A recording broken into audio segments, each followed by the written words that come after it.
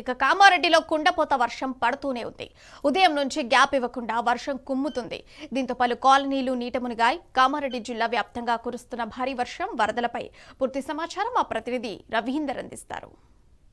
లేకుండా కురుస్తున్నటువంటి భారీ వర్షాలకు జనజీవనం పూర్తిగా స్తంభించిందని చెప్పొచ్చు. ఉదయం నుంచి పెద్ద ఎత్తున వర్షం నమోదైంది. మనం చూస్తున్నాం కామారెడ్డి జిల్లా కేంద్రంలో ఉన్నటువంటి ఈ రహదారి జిల్లా కేంద్రానికి హైవే నుండి నేషనల్ నెంబర్ 44కు ఆనుకొని ఉన్నటువంటి రహదారి లోపటి నుంచి బయటకు వెళ్లాలంటే, బయట నుంచి లోపలికి వెళ్లాలంటే జనాలు తీవ్ర అస్వస్థత ఇబ్బంది పడుతున్నారు. ఈ నేపథ్యంలో ఇటు జనాలు విపరీతంగా ఇబ్బంది పడే పరిస్థితి ఈ నేపథ్యంలో జనజీవనం స్తంభించిందని చెప్పవచ్చు.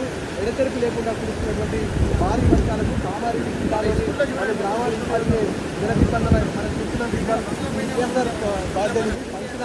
ఈ ఫంక్షన్ హాల్ దగ్గర పెద్ద ఎత్తున వాహనాలను నీటిలో మునిగిన పరిస్థితి కనబడుతుంది.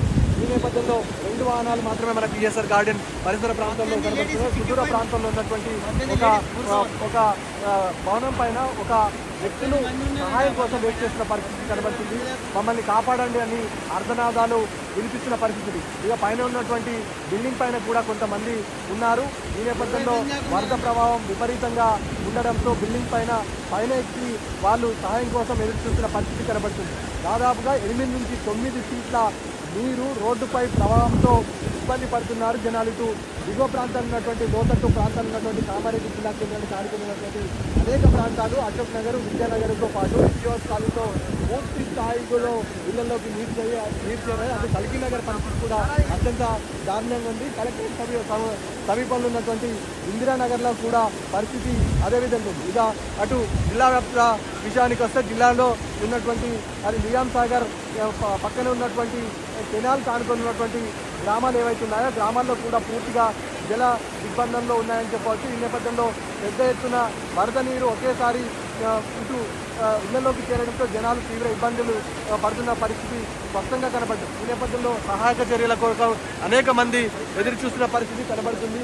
ఆ రహదారి అధికారులు నిలిపివేసిన పరిస్థితి స్పష్టంగా కనబడుతుంది. ఈ నేపథ్యంలో అటు టెక్రియల్ బైపాస్ తో పాటు సుదూర ప్రాంతాల్లో ఉన్నటువంటి గ్రామాల ప్రజలు తీవ్ర దిగ్బంధంలో ఉన్నారు. ఈ నేపథ్యంలో పెద్ద ఎత్తున వాహనాలు ఇటు కామారెడ్డి జిల్లా కేంద్రంలో ఉన్నటువంటి అనేక ప్రాంతాల్లో ఇదే పరిస్థితి కనబడుతుంది.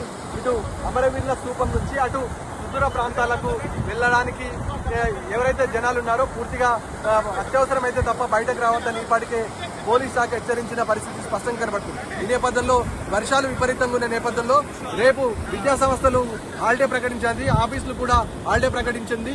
ఈ నేపథ్యంలో వర్షాలు ఇంకా 2 రోజుల పాటు విస్తృతంగా కురుస్తాయని వాతావరణ శాఖ హెచ్చరించిన నేపథ్యంలో ప్రజలెవరూ అత్యవసరమైతే తప్ప ఇళ్లలోకి ఉండదు. లోతట్టు ప్రాంతంలో ఉన్నటువంటి ప్రజలు ఎవరైతే ఉన్నారో వాళ్ళు అప్రమత్తంగా ఉండాలి, ప్రత్యామ్నాయ చర్యలు తీసుకోవాలని అధికారులు హెచ్చరిస్తున్నారు. అత్యవసరమైతే తప్ప బయటకు రావద్దని కూడా హెచ్చరికలు జారీ చేస్తున్నారు. ముఖ్యంగా ఇటు కామారెడ్డితో పాటు అటు సుదూర ప్రాంతాల్లో ఉన్నటువంటి వాగులు, వంకలు కూడా ఉధృతంగా ప్రవహిస్తున్నాయి. ఉధృతమైనటువంటి వాటర్తో జనాలు తీవ్ర ఇబ్బందులు ఎదుర్కొన్న పరిస్థితి స్పష్టంగా కనబడుతుంది. ఈ నేపథ్యంలో అటు హైవే నేషనల్ నెంబర్ 44 పూర్తిగా స్తంభించింది. పలు రైళ్ల రాకపోకలు కూడా పూర్తి స్థాయిలో నిలిచేవాయి. ముఖ్యంగా 12 రైళ్లను దక్షిణ మధ్య రైల్వే పూర్తిగా నిలిపివేసిన పరిస్థితి, 4 రైళ్లను తాత్కాలికంగా దారి మళ్లించిన పరిస్థితి స్పష్టంగా కనబడుతుంది. ఇక కల్కి చెరువుకు ఆనుకొని ఉన్నటువంటి అనేక గ్రామాల పరిస్థితి అత్యంత దారుణంగా ఉంది. వాళ్ళు విజ్ఞప్తి చేస్తున్నారు, సహాయక చర్యలు చేపట్టాలి, లోతట్టు ప్రాంతాల్లో ఉన్న జనాలను పునరావాస కేంద్రాలకు తరలించాలని ఇటు ఉన్నటువంటి ప్రభుత్వ ఆసుపత్రిలో కానీ అదేవిధంగా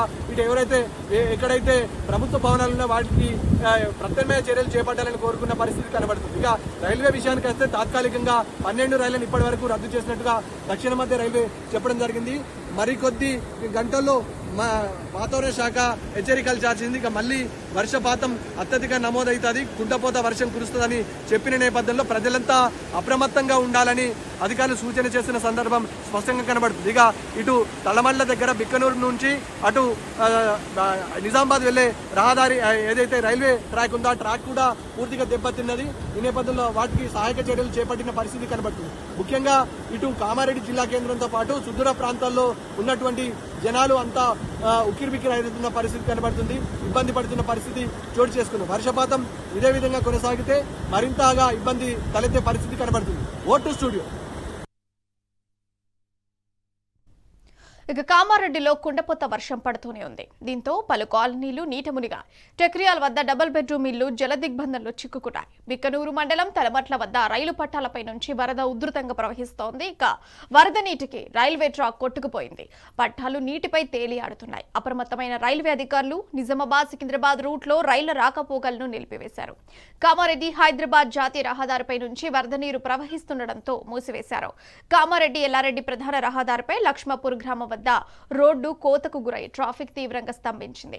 కామారెడ్డిలోని బతుకమ్మకుంట, రుక్మిణికుంట, గాంధీనగర్ సహా లోతట్టు ప్రాంతాల్లోకి భారీగా వర్షపు నీరు చేరింది.